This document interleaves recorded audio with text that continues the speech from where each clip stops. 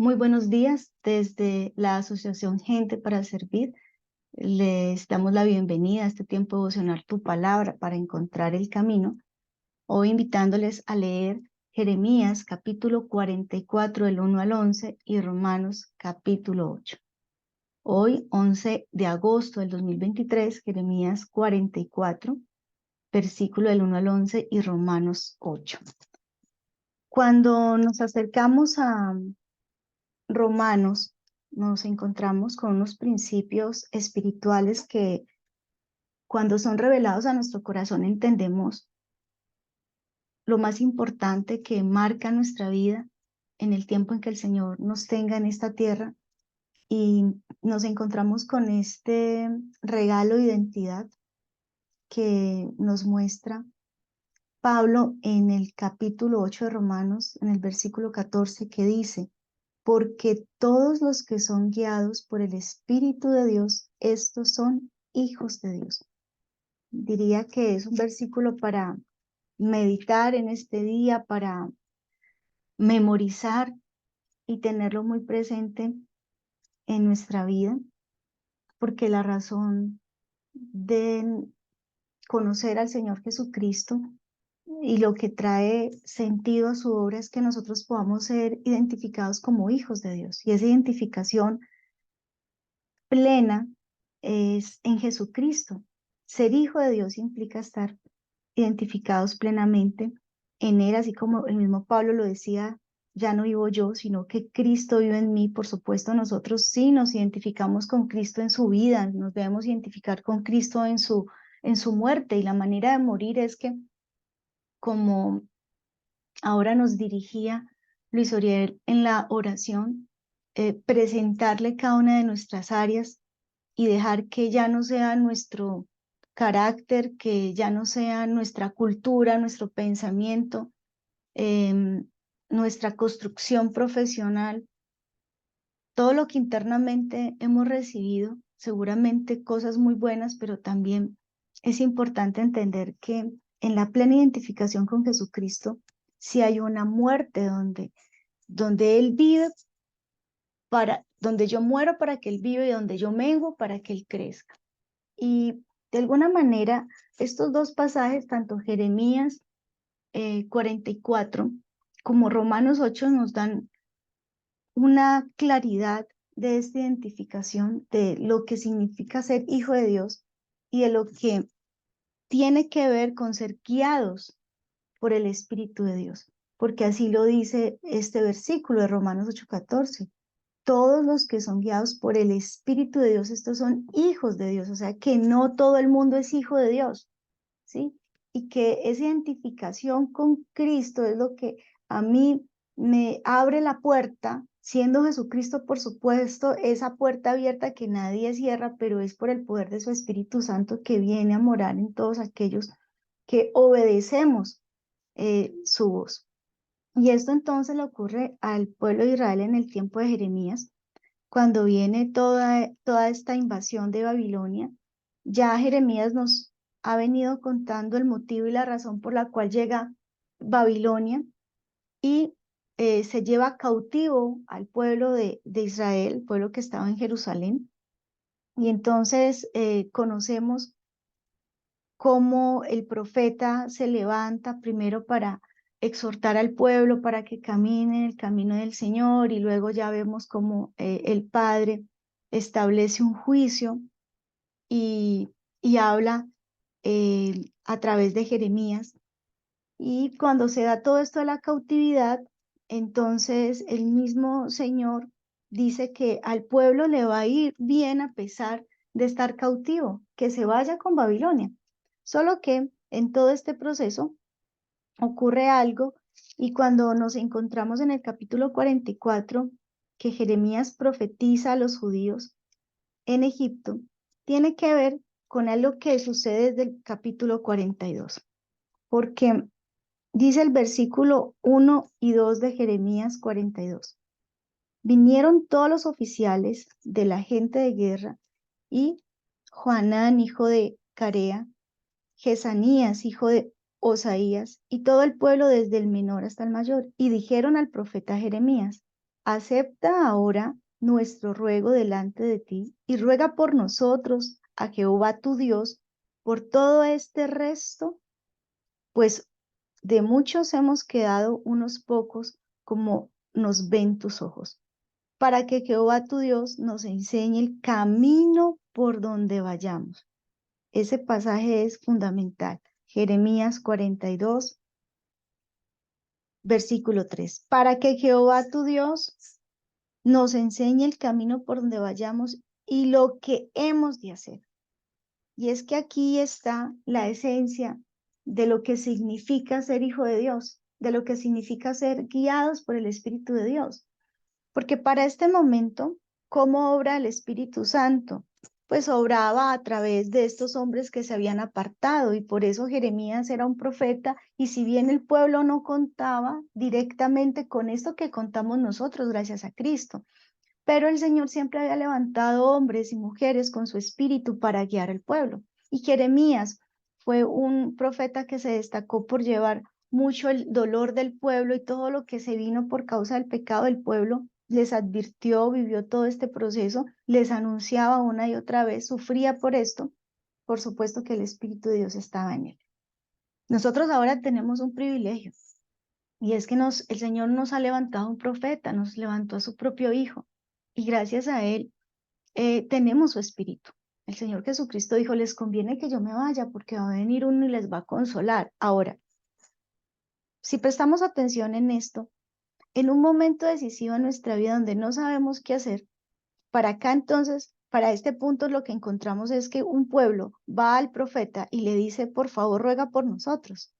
Intercede para que el Señor nos muestre el camino, porque esos fueron los pocos que quedaron. Recuerden que Babilonia se llevó, según pues su concepto, porque todos somos valiosos ante los ojos de Dios, pero para Babilonia era importante llevarse aquellos que tenían conocimiento, aquellos que eran o que tenían según su percepción más valor, y a los que vivían en condiciones humildes, a estos los dejaron ahí, pero bajo una forma de opresión.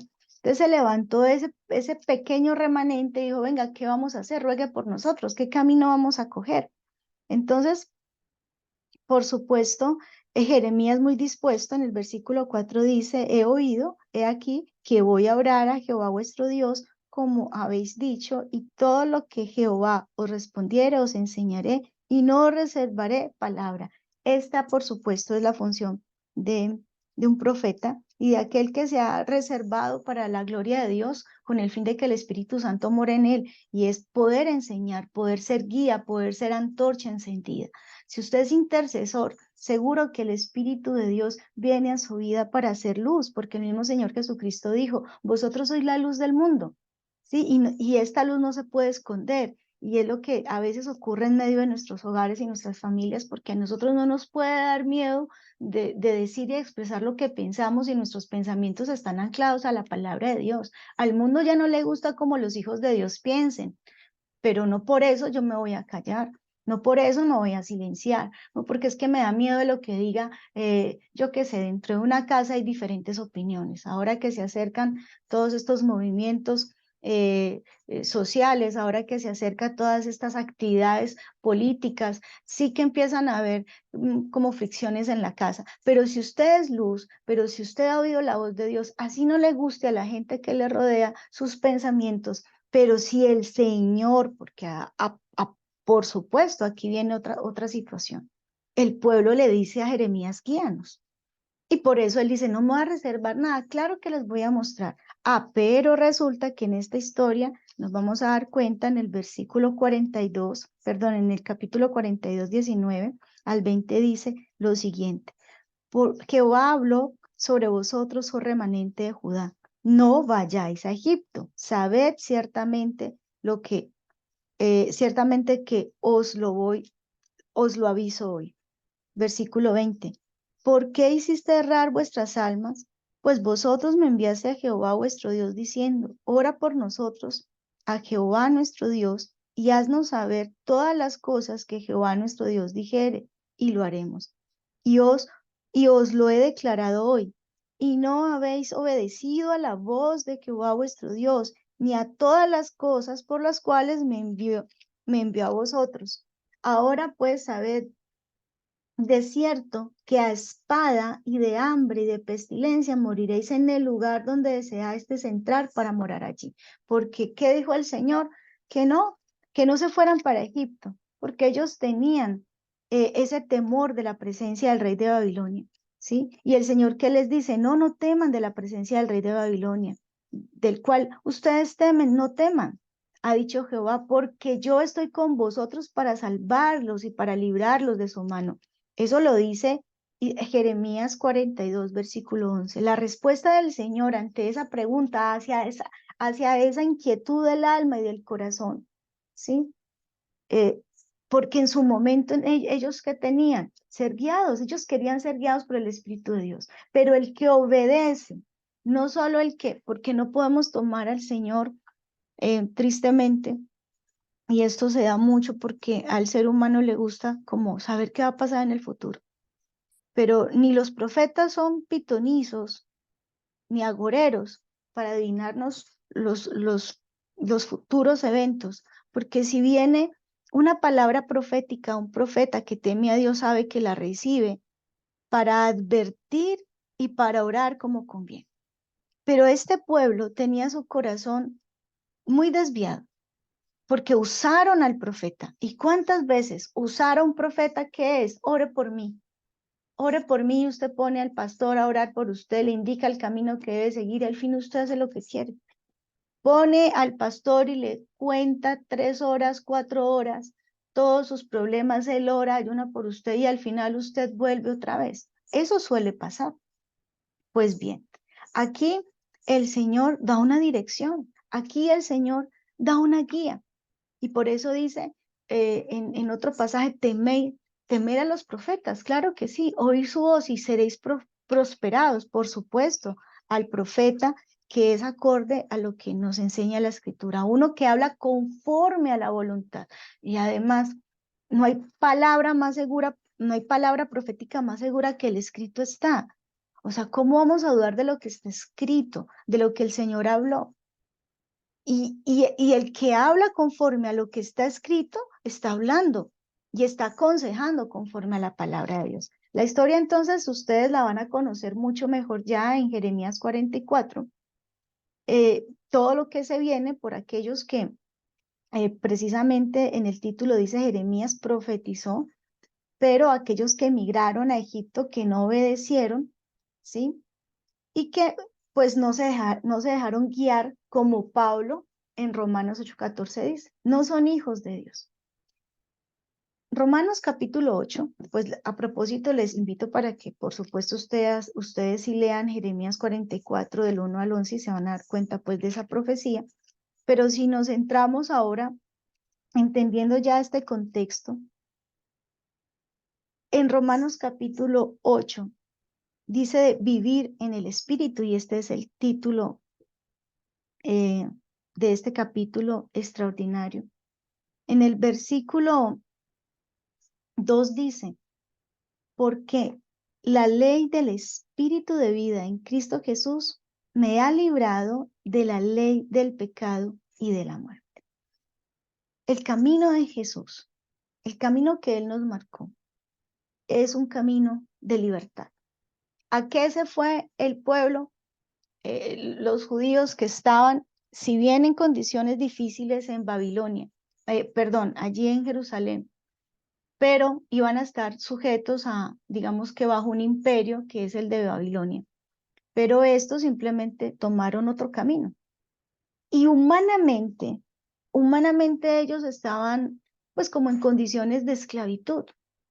Pero realmente lo que les esclavizó fue haberse dirigido a Egipto, no haberse quedado allí. Y hay condiciones en este momento muy críticas a nivel social que a usted lo hacen sentir como quizás el pueblo de, de Israel o aquel remanente judío y de pensar, me voy de aquí porque esto se puso terrible, ¿sí? Y seguramente lo más fácil en medio de una situación social como nuestro país es emigrar. Y la pregunta es, ¿el Señor dónde quiere que yo esté? ¿Soy un hijo de Dios que se deja guiar por el Espíritu de Dios o por las condiciones económicas y sociales de un país? Cuando se dé el momento de emigrar según conforme al corazón de Dios, Él lo comunicará. Pero cualquier decisión con respecto a estar a un lugar, con respecto a estar en un lugar, es importante que la tomemos siempre de la mano de Dios, pero sobre todo lo más importante, lo más vital, para que yo experimente libertad, tiene que ver con esa decisión, con la decisión de vivir en el Espíritu. Es que si usted vive en la carne, usted se va a sentir esclavo en cualquier lado. Usted en cualquier sistema social o en cualquier sistema político o social. Vivir en la carne es la verdadera condenación. No es vivir en el exterior o vivir aquí. No, de eso no se trata. Se trata de entender la decisión que va más allá de una condición física. Tiene que ver con una situación, una condición espiritual. Precisamente a propósito, Romanos 6:23 dice, porque la paga del pecado es muerte, mas la dádiva de Dios es vida eterna en Cristo Jesús, Señor nuestro. Cada paso que nosotros damos en este mundo nos va a llevar hacia algo. O nos lleva hacia el pecado y la muerte, o nos lleva hacia la dádiva de Dios, que es vida eterna en Cristo Jesús. El camino que usted elija o el paso que usted da en ese camino no tiene que ver con ese lugar físico a donde va a morar. Al fin y al cabo, el lugar físico que usted hoy tenga, pues no va a durar más de 100 años. Nosotros en 100 años máximo, por supuesto le estoy poniendo un rango muy alto, pero vamos a estar, o sea, ¿dónde va a estar usted? Porque si lo que le está angustiando es dónde va a vivir ahora, cuando usted no se está angustiando, ¿dónde es que va a estar en la eternidad? ¿O qué camino va a recorrer? Si durante este tiempo usted va a vivir en el Espíritu, ¿sí? Entonces, pues esas son las verdaderas preocupaciones que usted debe tener. De allí, los verdaderos retos que usted tiene en este camino, encontrar el camino de Jesús. De alguna manera, se convierte para muchos en una dificultad. Lo que pasa es que la verdadera dificultad la tiene es usted hoy, porque hoy es que usted determina andar o no en el camino de Jesús.